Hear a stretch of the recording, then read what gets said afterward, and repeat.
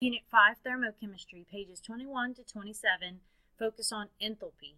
Enthalpy is represented with delta H. Delta H is a state function called enthalpy that is most useful under conditions of constant pressure. At constant pressure, the delta H is going to equal the heat of the reaction, or the Q. Let's see how enthalpy equals heat at constant pressure. Delta H is defined as delta E plus delta pressure times volume. Since delta E equals Q plus W, we can rewrite the equation as delta H equals Q plus W plus the delta PV. Remember that at constant pressure, the work of expansion is work equals negative P delta V. So the equation for delta H becomes delta H equals Q minus P delta V plus P delta V at constant pressure. Basically, these will cancel and you get delta H is equal to Q at constant pressure. So you are only truly responsible for this fact right here, that delta H is going to equal the Q when we have a constant pressure system.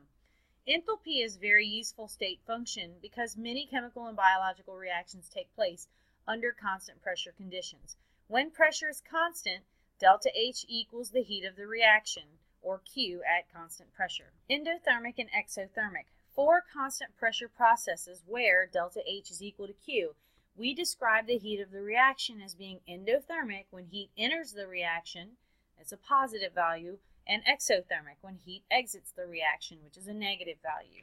So here, it's endothermic when heat goes into the system, which means both Q and delta H are going to be positive at a constant pressure process. Here, if it's exothermic, then heat is being released from the system to the surroundings, so Q is negative and delta H is negative. Calculating heat and work for a chemical reaction. Consider this exothermic reaction at constant pressure. We have oxygen plus hydrogen yields water as a liquid. Notice that the reaction has a delta H of negative 571.7 kilojoules per moles of the reaction. This is going to correlate to the stoichiometric coefficients, 1 oxygen, 2 moles of hydrogen, 2 moles of water. And so you'll notice that this amount of energy is released when 1 mole of oxygen reacts with 2 moles of hydrogen and yields 2 moles of water. And so if we look over here to the left-hand side, it says from the chemical equation we can deduce the following conversion factors. That negative 571.7 kilojoules per 1 mole of oxygen, or you can invert that, and then it's going to be that same amount of energy per 2 moles of hydrogen, and you can invert that, or the same amount of energy per 2 moles of water that's produced, and that can be inverted as well. From this equation, we interpret the relationships to mean when 1 mole of oxygen reacts, negative 571.7 kilojoules per mole of heat exits the system. Because it's a negative value, it's exothermic and it's exiting the system. When 2 moles of hydrogen reacts, that same amount of energy is exiting the system. And when 2 moles of water is produced, same amount of energy is exiting the system. The stoichiometry of the entire reaction could be changed by multiplying all of the coefficients by 1/2. Notice the enthalpy is also halved.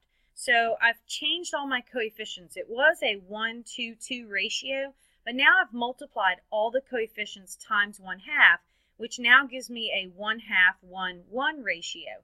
But whatever you multiply the coefficients of your reaction is also what you have to multiply to the delta H of the reaction. So notice that now our delta H is half as much as it was before. The reaction could also be reversed. So let's take the water and flip it to the other side using the original coefficients. So now, instead of it being oxygen plus hydrogen yields water, we have water yields oxygen plus hydrogen. Notice that when you reverse a reaction, the sign of the delta H changes from negative to positive.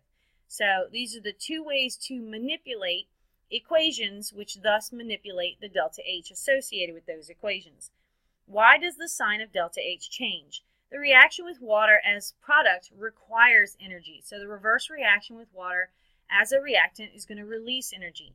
Anytime a process is reversed in direction, the sign of the heat will also be reversed. Example 5.6. How much heat is released when 0.375 moles of hydrogen reacts with oxygen to form water? So we're going to take our given 0.375 moles of hydrogen and put it over 1. Now we're going to bring down moles of hydrogen and we're trying to determine how much heat is released. So we're going to do 2 moles of hydrogen, because that's what the coefficient is here, is going to equal negative 571.7 kilojoules of reaction. Negative 571.7 kilojoules per 2 moles of hydrogen is going to be released in this reaction. We're going to do 0.375 times negative 571.7 divided by 2, which gives us negative 107.2 kilojoules. So notice if 2 moles of hydrogen would have reacted, this is how much energy would be released. However, we're trying to figure out, well, we're only going to use 0.375 moles of hydrogen, so how much energy will be released in that case? And it'll be negative 107.2. Example 5.7. Calculate the heat when 0.500 moles of water decomposes to form oxygen and hydrogen.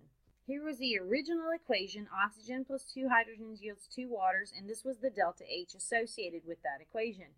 However, we want to know the amount of heat when water decomposes to form these two, meaning I need to reverse this equation, which means the delta H now has a positive sign.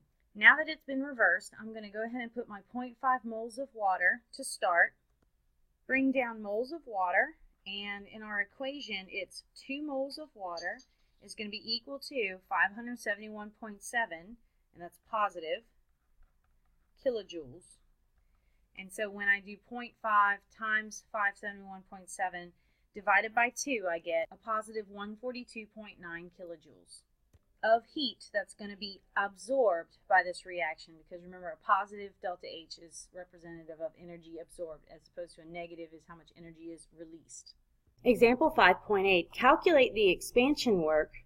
We're going to calculate work when 0.500 moles of water decomposes to form oxygen and hydrogen at 298 Kelvin and at constant pressure. And so we'll rewrite our equation again. And in this case, we don't need the delta H because we're solving for work, not for heat. So first I'll remind you that work is equal to negative pressure times delta V, and with the ideal gas law, delta V is equal to delta nRT over P.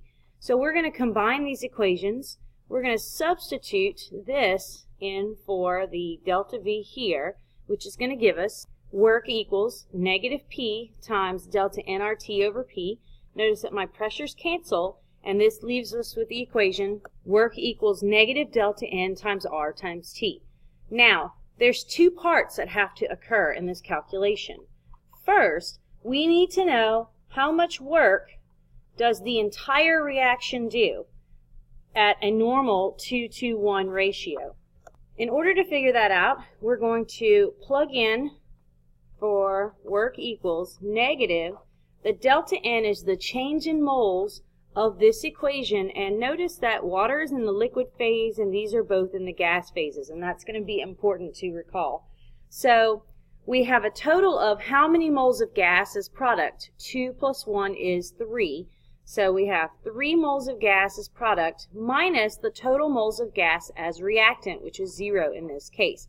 R is going to be 8.314, which remember is in joules, which is how we know that our work is going to end up being in joules once we solve this, times 298 Kelvin, which is the temperature that was given to us here in the problem. So the total amount of work that was done by this reaction is negative 7,432.716 joules.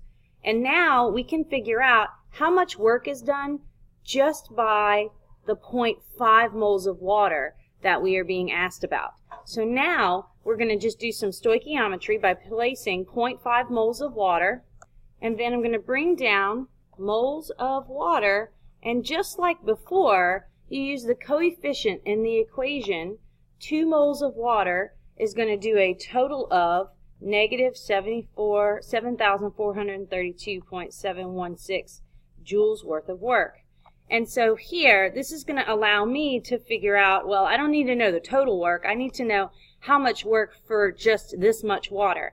And so when you do 0.5 times negative 7,432.716 divided by 2, we're going to get negative 1858.179 joules, and or we can change that to kilojoules by dividing by 1,000, and we get negative 1.86 kilojoules of work being done by this much water. So notice at first we had to figure out how much work for the reaction total, so work total, and then second, we figured out, well, how much work for exactly this much water that they're asking about.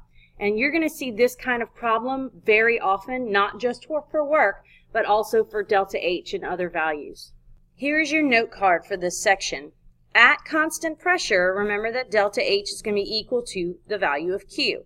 When it's an endothermic reaction, that means that heat is moving from the surroundings into the system. It's being absorbed by the system.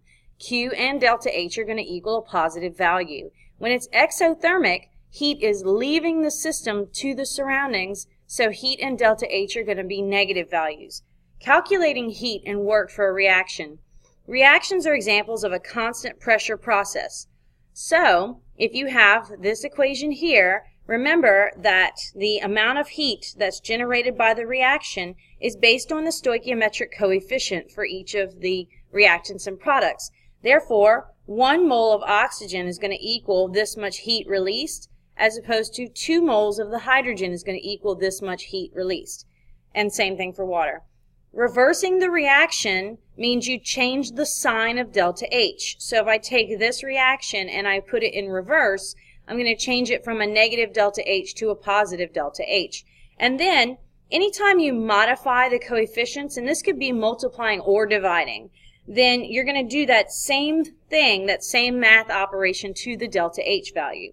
And, and this goes with the 2 moles of water produced is equal to the same amount of energy as these two guys. So these all go together here. But anytime you manipulate the coefficients of the equation, you also have to do that same math operation to the delta H value.